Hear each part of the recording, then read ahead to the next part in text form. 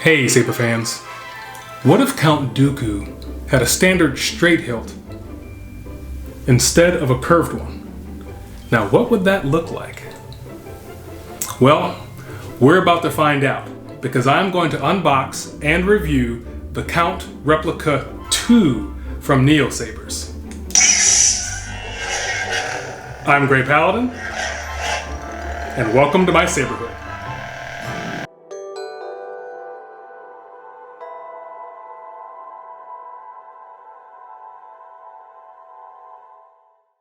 I've always been a fan of Count Dooku, and I think his lightsaber is just absolutely beautiful. It's a very elegant hilt, something that you wouldn't expect to come out of a Sith Lord.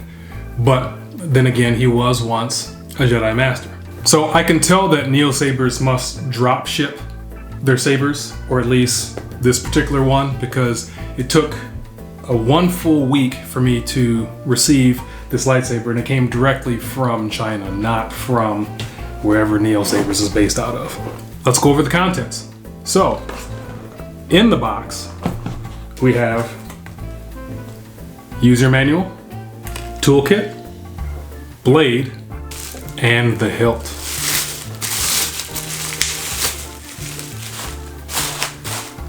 Oh, wow, okay. It's pretty cool. It's different. It's unique. Time for a close-up and dimensions. It has a length of 14 inches from the bottom of the pommel to the tip of the claw. The upper body has a diameter of 1.4 inches, slightly thinner at the main body. It has a blade depth of 1.3 inches, a tad bit shallow for my taste. And the speaker extends to about here, giving us roughly 2 inches of resonance for sound. And looking in the pommel there, lots of good venting here for plenty of sound to come out, which you will hear later. And it has a weight of 1 pound and 1 ounce. Comparing this to its original counterpart, this is a Saberforge Count Mark II. The lengths are roughly almost about the same. The body, here it is knurled. You don't have that in the body here, but you do have it down in the pommel. You can see the details in the neck, which are pretty accurate. The brass button isn't quite the same. It protrudes more, and we don't have it in the pommel as we do see it up here. And this is screen accurate, by the way.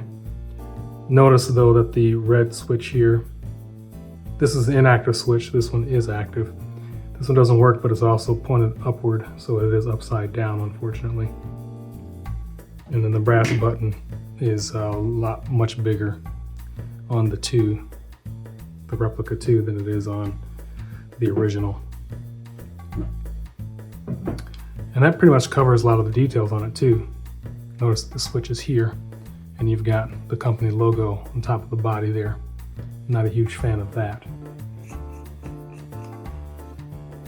So you do not have access to see the soundboard. All you have is the speaker and the USB-C recharge port.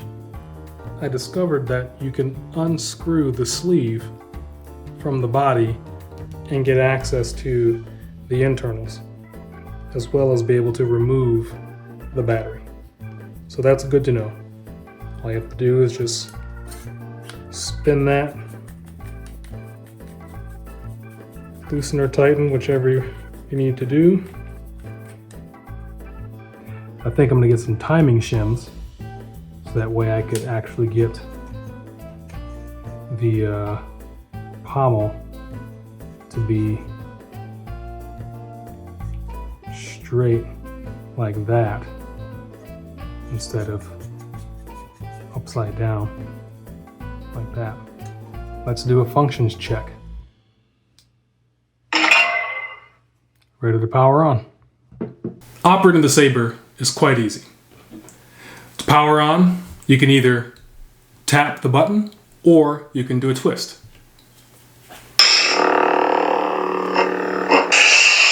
Same thing for the power off.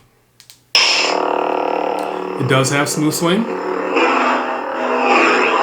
It's not the most advanced, but it is effective. There are accent swings as well.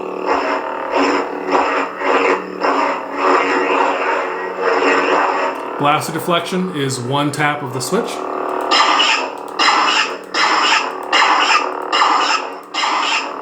And you do get a white flash with that. Same thing with the flash on Clash.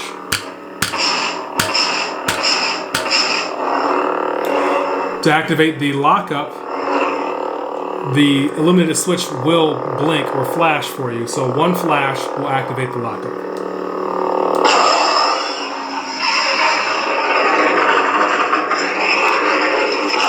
Disengage by tapping the button again. As far as any extras, that's about it. Blaster deflection and lockup with a flash on Clash. You can change the blade effects. You have a standard, you have a pulse, and then you have kind of the broken or unsteady.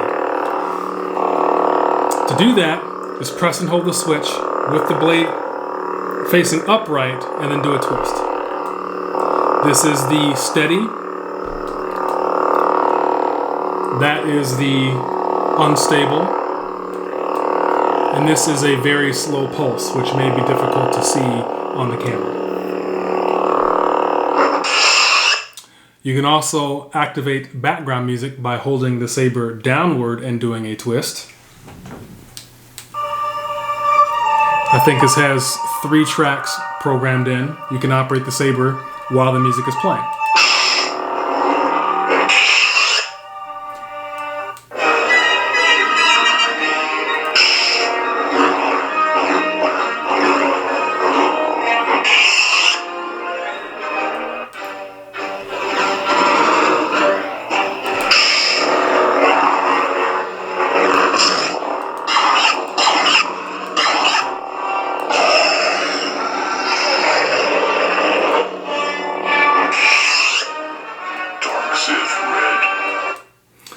And so, if you want to change fonts, you can do 2 flashes of the switch.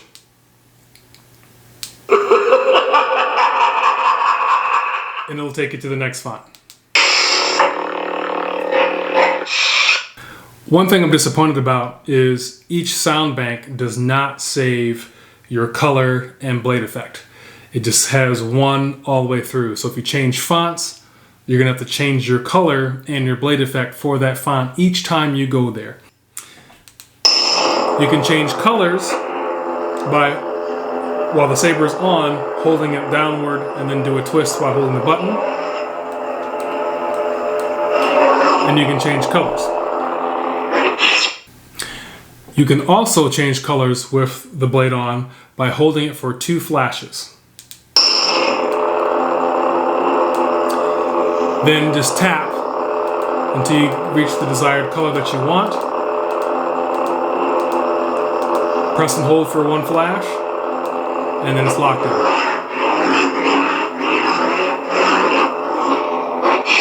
You can change the volume. You have mute, low, and high. While it's on standby mode, which means the blade is off, but the light is on, just hold it for 1 flash. Mute. There's mute. No sound, but all your effects are still in place. Low volume. Low volume.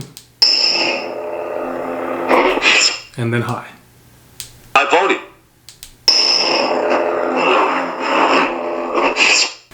You can turn off the flash on Clash by having it in standby and doing 4 light flashes. Lights off. Then the Clash is off, which means hit as much as you want, and that won't activate. To turn it back on, same thing, 4 flashes. Lights off. You can also turn off the motion control, and that's going to be 5 flashes. Motion control off. So I cannot twist the saber to turn it on. I have to use the button. Just hold it until the blade turns off. And then again, if you want to turn the motion control back on, 5 flashes. Motion control on. My final thoughts on this. I think it's a good looking saber. And of course, it is Count Dooku. So I think this was done really well as far as a straight version goes. My only concern or complaint is that the pommel is upside down. The brass button is in the right spot, the claw's in the right place, the body of the hilt is right, but if you notice here, the red switch is facing upward, and on his hilt it's supposed to be facing downward. So they kind of messed up there. It might be possible to use some timing shims and flip the pommel upside down. I have to try that out and see if that works. But that's one complaint that I have there. I will say I'm not a huge fan of having the name of the logo, the company logo on the top of the body there. But it is what it is. When you're looking at the hilt, you want to see the hilt and not a company name. I think the position of the switch is nice, but it would have been better if it was maybe solid silver, but I understand that you need to see the flashes on the ring to be able to know how to operate the board. Maybe a white colored ring would have been a little bit better. Let's see what else. I think the blade depth could be a little deeper, so that way the blade is a bit more strong and sturdy in there. But it's still doable. I mean, you could duel with it. I think the speaker is very loud. I'm actually quite impressed with how much sound it kicks out. The quality isn't the best, but the volume is nice and strong. So that's definitely a positive there. If we were to straighten out these two hilts, honestly, I think they'd be about the same length. You look at these two and it's pretty good. I mean, this is pretty cool. I think if Dooku had a straight hilt, it would definitely look like this one here. I mean, no complaints there. The board is, of course, very basic. So if you were to go for this particular hilt, which I think is very nice, spend a little bit of extra money and get that nicer soundboard. I don't know if I could swap this out. I have to open it up, but it doesn't seem like it because I only have access to the USB-C port, and plus the switch there doesn't look like it drops out. So I'm not completely sure if I could just put in another core. So the basic board will just have to do. It's not flashy. It's not super special or nice, but it does check all the boxes and does the job. Just my biggest complaint is that the blade effect and the color does not save for each individual font. It saves for the saber itself and it carries over to the next thing. But you know, you get what you pay for. I mean, this was a very affordable price, so I'm not really complaining too much about the board just because it wasn't overly expensive. So check it out. The Dooku Replica 2 if you're looking for a straight version, and Neosabers also offers his Jedi version as a straight hilt as well, so check that out on their website, neosabers.com. Well, I hope you enjoyed this review. Let me know by giving this video a like, and I'd love it if you would join my Saberhood if you're not already a member by clicking that subscribe button. Thank you very much for watching, and may the Force be with you.